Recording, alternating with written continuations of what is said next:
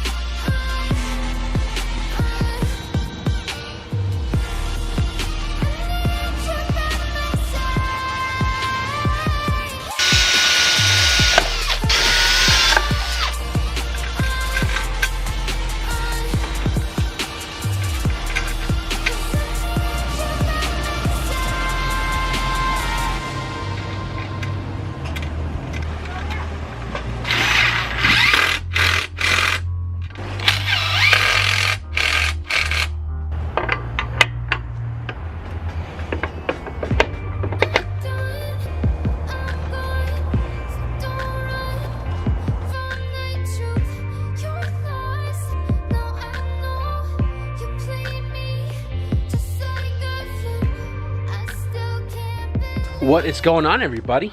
Welcome back to the channel. First, I want to say I apologize for not uploading on Friday. Computer crashed, and also the reason being was because I was waiting for my tools to show up from Amazon, and it came kind of later in the evening, and I didn't want to do all the stuff like showing you guys in the dark, you know what I mean? So I have some clamps right here for axle boots, just in case I need extra for whatever reason, and I also have the tools for the strap, or the clamp they call it. So now I have the tools, the strap, and the other day I went to go buy universal axle boots and grease packs for pretty much my rear axles. So two I bought 2 days ago with the grease pack and the straps and everything included, and then the other two, I believe this one and this one right here, was given to me from my buddy Isai. Shout out to you, bro. And he also gave me the Wagon rear axles, one long, one short, right here, and he had those boots to replace pretty much the ones that are deteriorated on here. So what I'm going to do today is pretty much refurbish my axles. So I went to the PO box like 10 minutes ago before I got home just now, and I have this in there. I'm not sure what's in it, but it is from Frank Pippin. I do have you on Facebook. I've spoken to you before. Let's open this up. So Frank is building an EF sedan with the theme of Lightning McQueen from the movie Cars, and it's also in remembrance of his son he lost a few years ago. I remember seeing the pictures of the car from the messages, and you had all the Lightning McQueen like door cards and stuff, and I think it's pretty unique because it's totally different.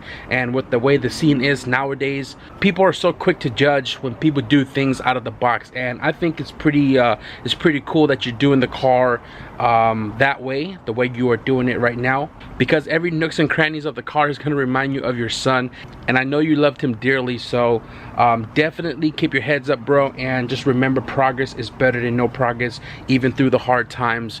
So thank you, Frank, for taking the time to send me the letter and your car club sticker. You can check out his Facebook right here, and I'm definitely going to slap one of these stickers on the Lexan window back there with everybody else. And he also sent me I believe these are stamps.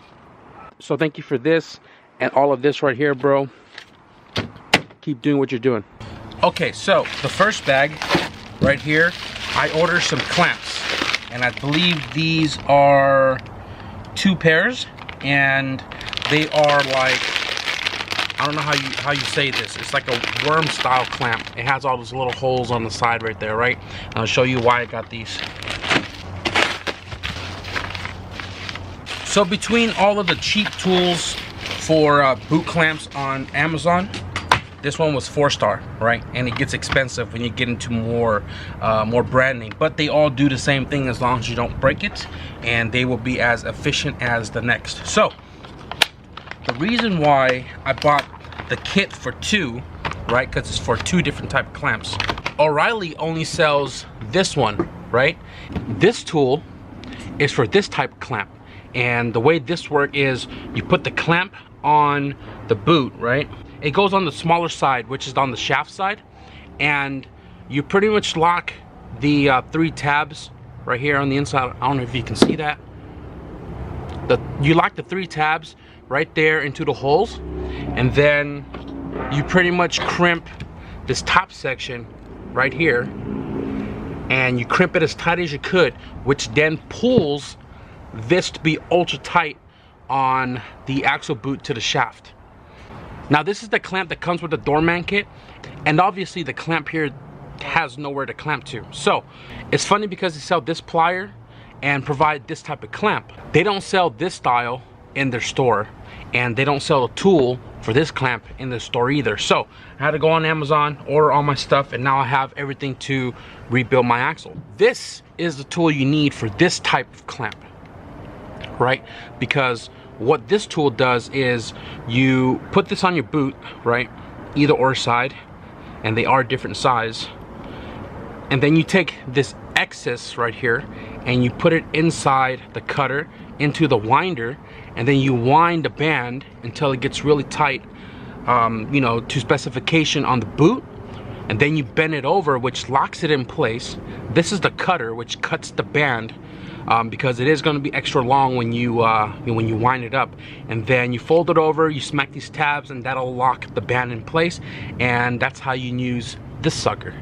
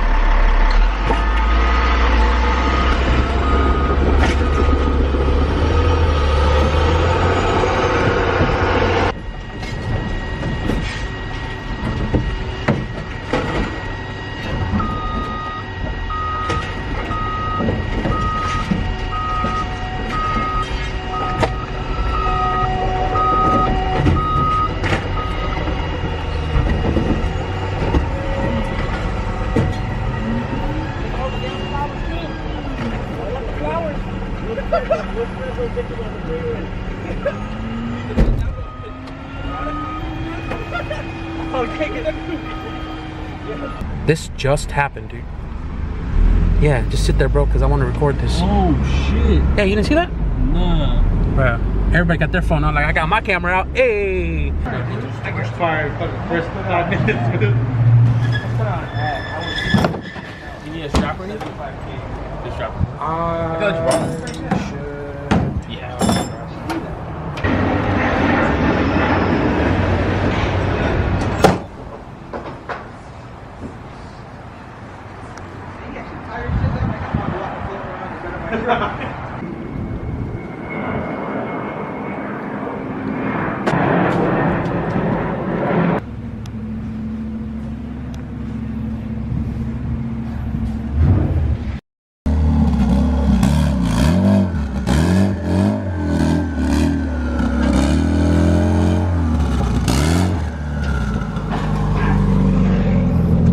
Well, that car's out of here.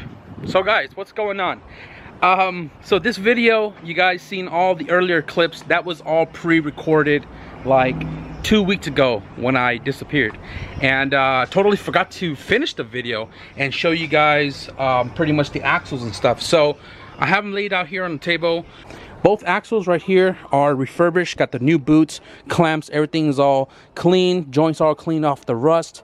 And then this is the stock Wagon diff mount. This goes on top of the differential, then bolts to the chassis. And then this is the rear motor mount that sits on the subframe, which I am cleaning over there. And then this is the rear diff mount to this motor mount. So what I'm going to do today, or right now, is I'm gonna clean the rest of this off. I already cleaned that, scrubbed it.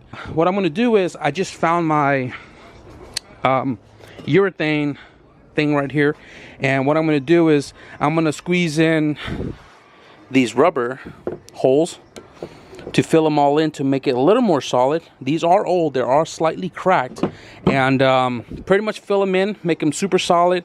What I'm gonna do with this one here, I'm probably gonna weld a plate from there to there, so that way when I fill it in, it's not oozing out.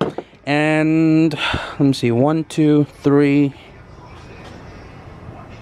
I don't have to do anything on that one, but yeah, this one and these two, I'm gonna fill it in, and you know, pretty much have these all ready once we start working on the wagon again.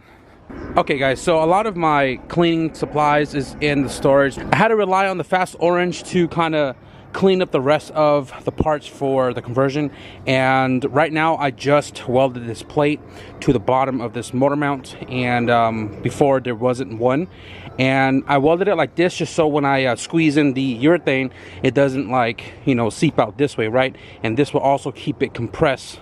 And I welded this a little high with that angle right there, because there's this hump right here that kind of goes like in between, and it clears, right? And I'm about to fill this in along with the diff mount, but right now I was also just cleaning all of the hardware. As you guys can see, you know, this one in comparison to this guy right here with the help of my wire wheel, and they're almost all done. I just got to do this head, this guy, these are all done, and just fill those in. Probably gonna give this all a nice coat of black another day. I don't have any paint right now. I'm probably gonna paint this another color, not black, and this is all clean of like grease and stuff, but obviously you got to sand it down to adhere the primer and the paint that I'm gonna be putting on here. I'm not sure what color yet, but I have an idea. So I'm gonna show you guys a little bit of the process on how I'm gonna go about filling those. I know you can probably get like a new rear mount, not that I've tried looking. And this right here, there's a trick on civicwagon.com on how to use like the rubber or urethane like insert from eBay coilover system that you can put on here. I'm not going to do that. These are in fair condition. Just want to beef them up a little bit more by filling in the gaps right there.